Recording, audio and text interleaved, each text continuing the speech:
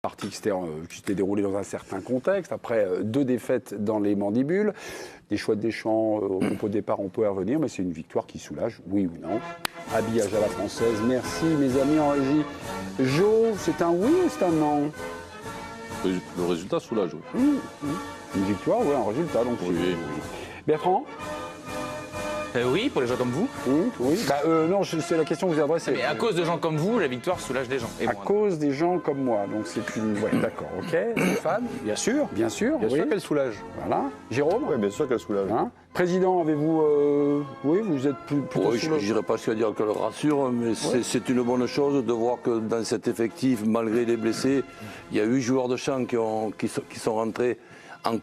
Pas en cours de match, qui ont démarré le match, et ça a donné quand même une équipe de France qui fait un match correct. Le contexte, c'était important. Alors le contexte, c'est qui? C'est l'équipe du soir que vous nous donnez beaucoup de pouvoir maintenant que vous nous quittez, mon cher Bertrand. À vous de jouer.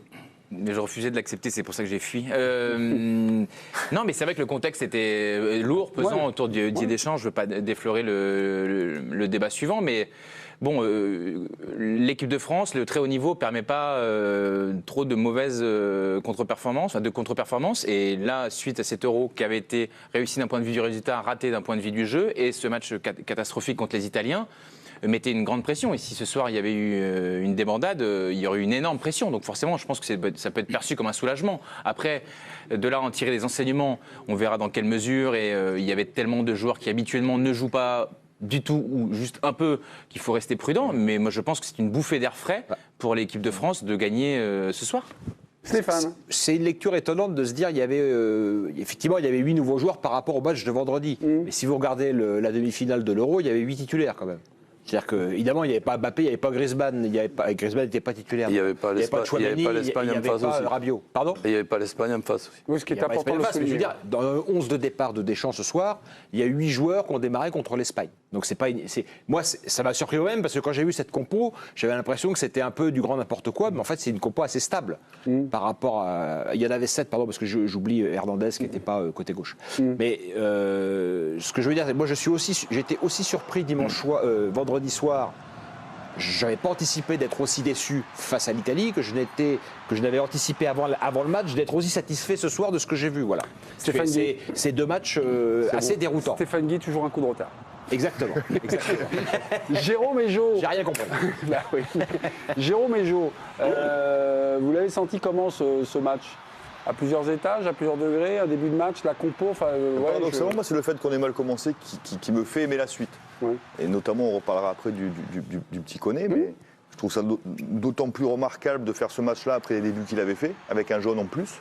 Donc, au-delà du jeu, où on savait très bien que voilà, ça, du jour au lendemain, on n'aurait pas un 5-3 avec cette Belgique-là, qu'on s'est malade depuis un moment maintenant. Mais honnêtement, oui, elle soulage. Le contexte, on ne peut pas passer à côté. Mais en plus, individuellement, il y a des joueurs qui ont fait vraiment leur match, je trouve. Vraiment. Sur les joueurs. Ouais. On me dit d'aller voir Giovanni, parce que Giovanni, évidemment, a remplacé Bertrand Latour. Giovanni, déjà, c'est bien le deuxième match, donc il y a une victoire à débriefer. Donc non, mais je vous sentais un peu corseté lors de votre... le président, son poste de président, il a pris la parole. Déjà, je suis dans le peuple. Oui, et en plus, on ne me donne pas la parole, on me donne la parole avant à Giovanni. Chaque fois qu'il y a quelqu'un de sérieux, il est plus président. Alors, en effet, Giovanni... Non, mais il peut. Giovanni, vous avez l'autorisation de... Mais soyez bon et soyez bref. Merci, Giovanni. Giovanni, votre impression, est-ce que vous avez eu l'impression d'assister à un match de Ligue des Nations, un match de haut niveau ou un match d'entraînement? Opinion de Giovanni. Bonsoir, mais merci pour cette magnifique présentation. Non, mais honnêtement, l'intensité au début du match, moi j'étais consterné, c'était affligeant. Mais ce qui m'a frappé, je trouve, c'est l'attitude du stade, en fait, du public. C'est-à-dire qu'au début, on avait le sentiment que c'était clairement un match amical. Il y avait très peu d'ambiance. Le public était là sans trop savoir pourquoi. Et en fait, au fur et à mesure de la rencontre, notamment en seconde période et sur les 20 dernières minutes, ils ont été conquis en fait par 2-3 gestes de classe, notamment de Manu Koné, on en parlera plus tard, de l'état d'esprit des garçons. Et sur le dernier quart d'heure, le Groupama Stadium qui n'était pas plein, on le rappelle, c'est vraiment prêté au jeu. Il y avait des holas, il y avait des applaudissements. Et je trouve que c'est assez révélateur de tout ce qu'on a vécu ce soir. On n'avait pas forcément envie de voir les Bleus, on n'attendait pas grand-chose. Et puis on en ressort quand même content et satisfait. Merci Giovanni. Jo, ça va, il a été bien. bon. Hein, première intervention extrêmement C'est toujours bien Hein d'avoir un ressenti du stade. Bah exactement, l'explication finalement de la manière dont ont vécu les spectateurs qui ont assisté au match. Jo, pour vous, ce match, ça vous soulage? On rentre un petit peu dans le contenu, un peu dans le petit truc, tranquillement, là, vous nous prenez la main. Qu'est-ce que vous avez constaté Non, ça ne soulage pas plus que ça, mais je pense que ça soulage un peu l'ensemble de l'équipe de France et du staff par rapport à tout ce qu'on vient de dire. C'est-à-dire que c'était assez pesant l'atmosphère qu'il y avait autour d'eux. Les résultats n'étaient pas là en plus de la manière, donc forcément, il y avait une vraie pression. Et avec tous ces changements, ces remaniements par rapport à vendredi ou samedi, je ne sais plus. Vendredi.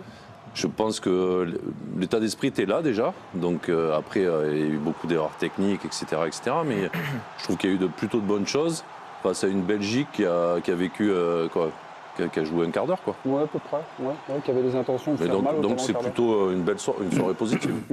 Une soirée surprenante. Positive.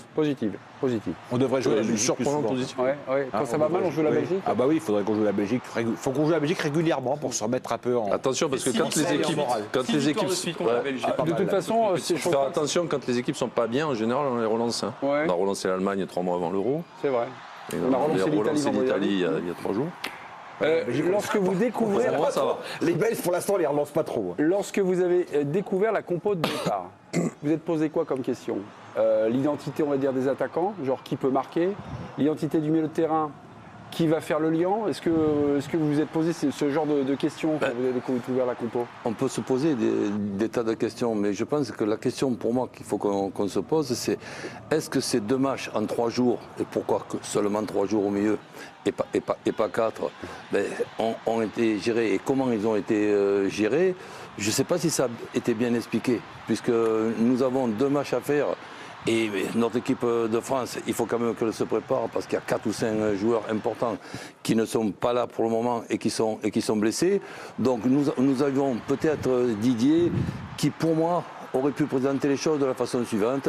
Il y a 4 mi-temps à faire. Ouais. Il y a des joueurs qui en feront 3, il y en a d'autres qui en feront 2 et d'autres qui en feront 1. C'est ce qu'il a fait un peu, non ? Oui, mais si par exemple on parle du match de ce soir, on parle du match de ce soir en fonction de la défaite qu'il y a eu. Et cette défaite contre l'Italie, je pense qu'elle aurait pu être présentée comme possible et qu'on fera le point, pas le soir de l'Italie, où là on est en train de parler de catastrophe, etc., etc. Bon, on fera le point au soir de la Belgique et après, il y aura suffisamment de semaines pour bien réfléchir, récupérer les joueurs importants qui sont blessés pour rencontrer l'Israël. C'était pas une compo sanction, quoi. Non, mais voilà. Roland, c'est à peu près ce que nous a dit Didier Deschamps avant le match contre l'Italie. Mais ça, c'est un discours de coach. Mais est-ce qu'il est entendable par le public? Est-ce qu'il est entendable par nous? Quand on voit... Si Deschamps avait dit ça avant l'Italie, quand on voit le match lamentable des Bleus contre l'Italie, tu peux pas te projeter en disant oui, mais c'est pas grave parce que dans 3 jours ce sera une autre affaire, etc. C'est malheureusement la loi du foot, c'est la loi du match qui sanctionne les choix, les avis. Le match de ce soir, c'était un match pour réparer la défaite contre l'Italie ou plutôt pour continuer à gérer l'effectif. Il était évident que ce soir les Bleus devaient réagir. Il est évident que Deschamps a fait du Deschamps plus que jamais ce soir. Mais c'est quoi? T'as sanctionné qui alors dans ton esprit à toi? Non, moi je pense qu'il n'a pas sanctionné. Enfin, je pense quand même que les 4 offensifs qui ont été enlevés vendredi ont des questions à se poser sur leur niveau d'investissement, etc. Parce qu'avec des joueurs qui sur le papier sont quand même moins excitants, moins talentueux, la prestation, à l'arrivée, on est à 25 tirs, 9 cadrés. Mais Didier peut nous expliquer aussi qu'il y a eu une équipe avec une organisation qui pour moi, était quand même très moyenne, 2 latéraux offensifs, 4 attaquants. Donc je pense que cette équipe contre l'Italie était totalement déséquilibrée. Là, ça a été rectifié. Il y avait un 4-3-3, je dirais, classique. Et je pense que l'équipe de ce soir, c'est pas seulement qu'il y a eu 8 joueurs de changer, il y a eu aussi une organisation de changer. Et l'organisation que nous avions, plutôt la désorganisation que nous avions contre l'Italie, elle a été réparée ce soir. Ok. Sur le début de match, c'est vrai quand vous avez dit c'est un match à la Deschamps.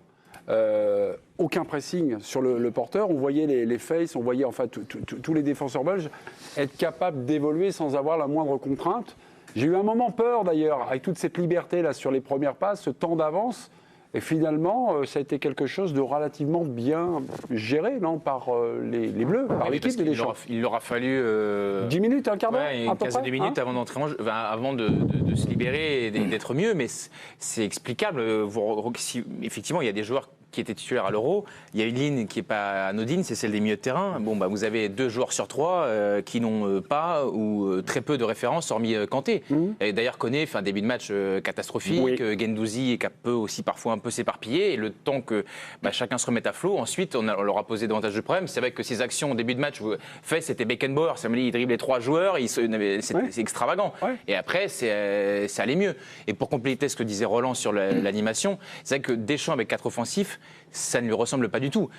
Il nous dit pas grand-chose. Moi, je sais que pour avoir échangé avec lui là-dessus, à chaque fois, il prend le loisir même de prendre des coachs offensifs. Il dit mais quasiment personne ne fait jouer 4 offensifs. Alors après, on prend les exemples qu'on veut, etc. Mais en tout cas, lui, ça ne lui ressemble pas. Ouais. Et il aime pas ça. Et, et il dit d'ailleurs, souvent quand il l'a fait en bleu, ça n'a pas marché. Ouais. Très souvent, ça n'a pas marché. Et c'est vrai que ça ressemble un peu à une composition pour contenter les gens et la vie générale sur il nous faut du renouveau, et Barcola et Olysée.